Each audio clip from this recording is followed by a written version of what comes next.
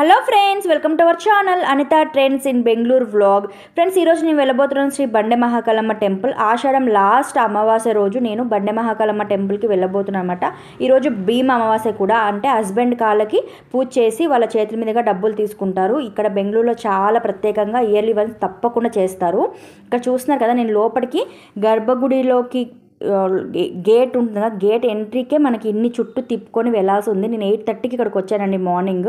ఇప్పుడే ఇంత రష్గా ఉంది, చాలామంది వస్తారు కాబట్టి చాలా లైన్స్ అనేది పెట్టారు. నేను ఆపోజిట్కి వెళ్ళడానికే ఇన్ని చుట్టూ తిప్పుకొని ఇక్కడికి వచ్చి, ఇది ఆపోజిట్ అనమాట, టెంపుల్ ఆపోజిట్కి రావడానికి ఇన్న చుట్టూ తిప్పుకొని రావాల్సి వస్తుంది.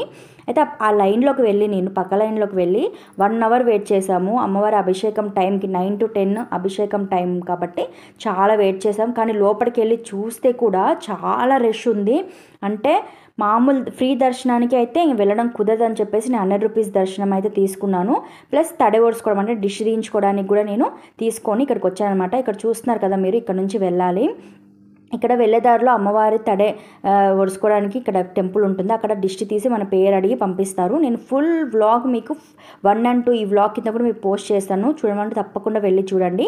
ఇక్కడ నిమ్మకాయలు తీసి మన చేతిలో పెట్టేసుకొని కొబ్బరికాయ నిమ్మకాయ గుడిలో పెట్టేసి మనకి దిష్టి తీసి అక్కడ పెట్టేస్తారు. మనం దాటితే దాన్ని గోడకేసి కొట్టేస్తారు అనమాట. దాంట్లో మన దిష్టి కానీ ఇంట్లో తెలియకుండా వచ్చే రోగాలు అన్నీ తగ్గిపోతాయి అని చెప్పేసి నమ్మకం అనమాట. ఇంకోటి నిమ్మకాయలు వచ్చేసి మన చేతి మీద అన్ని దిష్టి అనేది తీస్తారు. మళ్ళీ కాలు కడుక్కొని మనం దర్శనానికి అయితే వెళ్ళాలి.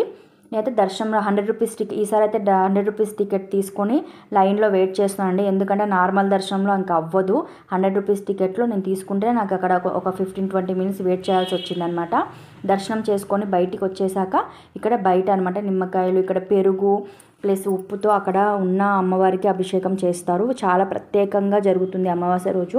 నేను వ్లాగ్ 1, 2లో, అంటే వ్లాగ్ 1 వచ్చేసి మొత్తం టెంపుల్ నీట్గా పోస్ట్ చేశాను. వ్లాగ్ 2లో వచ్చేసి తడవోర్చుకోవడం అంటే ఏంటి, అంటే డిష్ తీయడం అంటే ఏంటి, ఇప్పుడు షార్ట్కట్లో చూపించాను కదా, ఫుల్ వ్లాగ్లో నీట్గా చూపించానండి.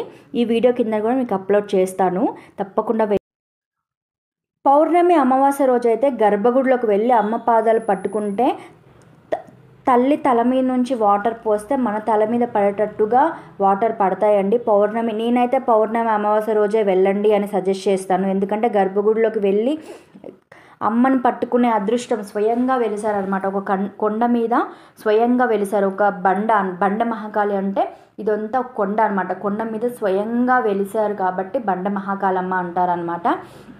స్వయంగా వెళ్ళి మనం గర్భగుడిలోకి ఎంట్రీ అయ్యి అమ్మని మెయిన్ శిలా విగ్రహాన్ని పట్టుకునే అదృష్టం ఏ టెంపుల్లో ఉందండి. పౌర్ణమి అమావాస్య రోజు మాత్రమే అంత అదృష్టం ఉంటుంది.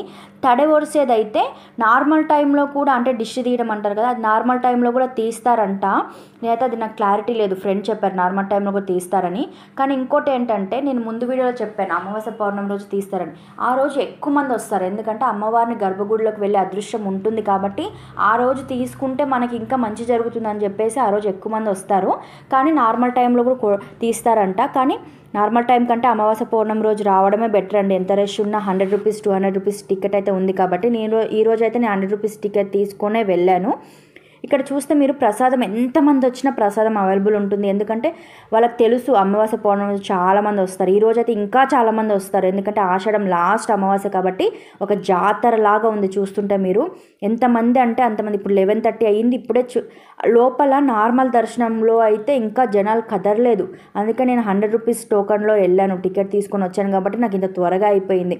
ఇక్కడ మీకు అన్ని అమ్మవారికి పెట్టిన చీరలు కానీ, ఇక్కడ ఏమంటారు తాంబూలం కూడా ఇస్తుంటారు. తాంబూలం అంటే ఇక్కడ మడ్లకి అంటారండి. మడ్లకి అంటే మనం చీర పసుపు కుంకుమ ఇస్తాం కదా, దాన్ని మడ్లకి అంటారనమాట.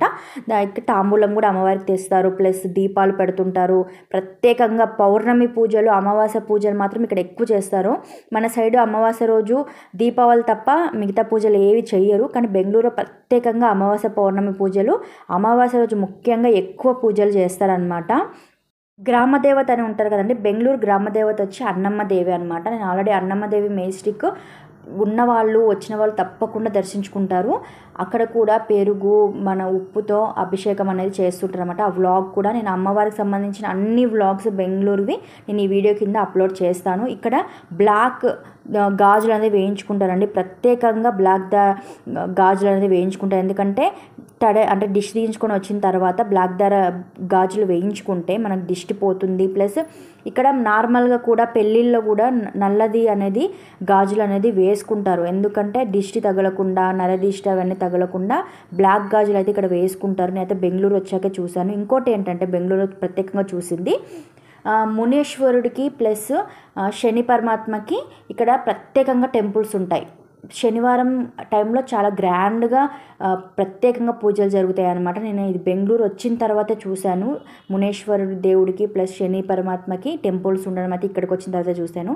ఇంకోటి ఇక్కడ చూస్తున్నారు కదండి, శనగలు, ఉలువలు, పెసర్లు ఇవి నానబెట్టి మొలకలెత్తి ప్రత్యేకంగా మసాలా వండుకొని కూరలు చేసుకొని తినడం కానీ, అలానే నానబెట్టుకొని తాలింపు వేసుకొని తినడం కానీ ఎక్కువ ఉంటుంది. వాళ్ళు కూడా ఇంట్లో కూడా నానబెట్టి మొలకలు ఎత్తేలాగా చేసుకుంటారు ఇక్కడ బెంగళూరులో. ఇక్కడ చూస్తున్నారు కదా, నేను లోపలికి వెళ్ళేటప్పుడు నేను ఈజీగా వెళ్ళిపోయాను. లోపల డెడ్ ఎండ్ వరకు లైన్ నుంచి ఇక్కడ లైన్ ఉందండి. ఇది వచ్చి ఎంత లైన్, టెంపుల్ లాస్ట్లో ఉంది, అక్కడి వరకు ఇంత లైన్ ఉందన్నమాట. వీళ్ళకి నైట్ అయిపోతుంది నాకు తెలిసి దర్శనము.